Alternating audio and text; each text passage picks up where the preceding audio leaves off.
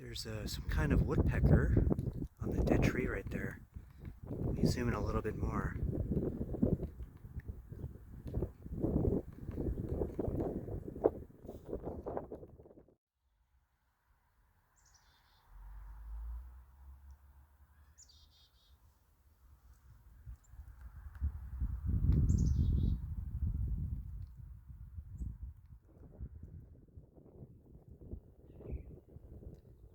Good morning, everyone. I'm over here at the Phippsburg Congregational Church at a place that I was last here 4 years ago in 2018.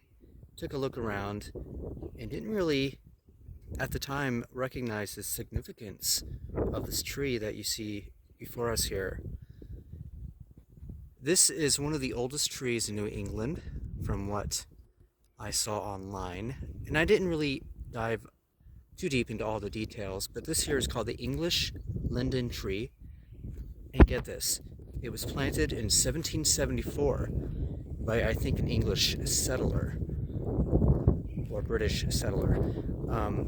So there is a lot of history here, even with the old wrought iron fence here as well in the church. I mean, these buildings go back to, the late 1700s. It's pretty impressive as well.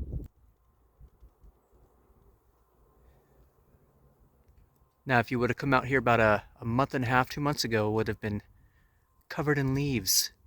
There are just a few left, barely clinging on as winter quickly approaches. But let's take a look around, see what we can learn about this English linden tree. And just look at this whole property, it's just stunning.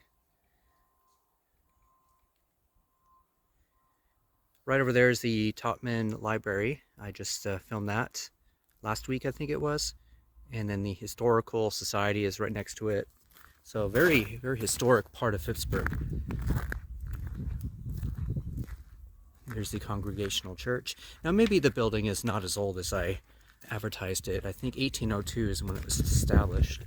If you look at the stained glass work, maybe there's our first clue. It's almost too bright to look at with the morning sun coming up and the snow kind of surrounding everything. It really brightens up everything, especially that snow and the blue sky. Quite a contrast. It's just stunning. Linden Tree Meeting House. So I'm pretty sure this is an English linden tree that we're looking at here. There is an info box. Yeah, it was 4 years ago I came out here just to really film the fence and the building, I think, just a little bit on the outside and some of the coastal views. But no, 4 years later, we're here for a completely different reason. This might be for the church, like meeting times. Yeah, it doesn't look like it gives us much information on the tree itself. But okay, this is what we're looking for. The English linden tree was planted about 1774 by James McCobe when he built his mansion house nearby. I wonder which one they're referring to. There's a few mansions around here. The tablet is placed here by Catherine Fisk Berry in memory of her mother, Maria Gove Berry, who with her family often gathered beneath these sheltering branches after their services at the Old Center Church. Sounds like a nice tradition. Nearby, too, are buried her grandparents, Judge Mark Langdon Hill and Molly McCobb Hill. Awesome. That's what I was looking for, just to confirm what I read online was true about the tree actually being planted in 1774. That's incredible. I know it's nothing compared to how old the redwoods get back home in Humboldt County. Those redwoods, hundreds of years. I think there's even one that I saw that was in the thousands of years in like Garberville area. The grandfather tree, I think it was. Yeah, just a beautiful morning. I have a lot to do today, but I wanted to stop here first and get this on camera and then tackle my responsibilities.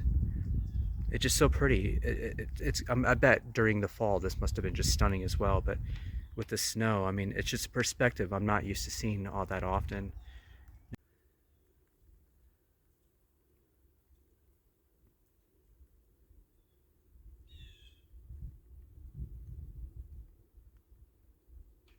There's just a little patch of snow at the very tip top. Let's see if we can zoom in on it. Oh, it's hard to see. Anyway, it's good to be back. Beautiful tree. I'm going to take some shots with my camera, maybe a couple of video stills, throw it all together in a video later for you. And have a wonderful day. I'll see y'all later.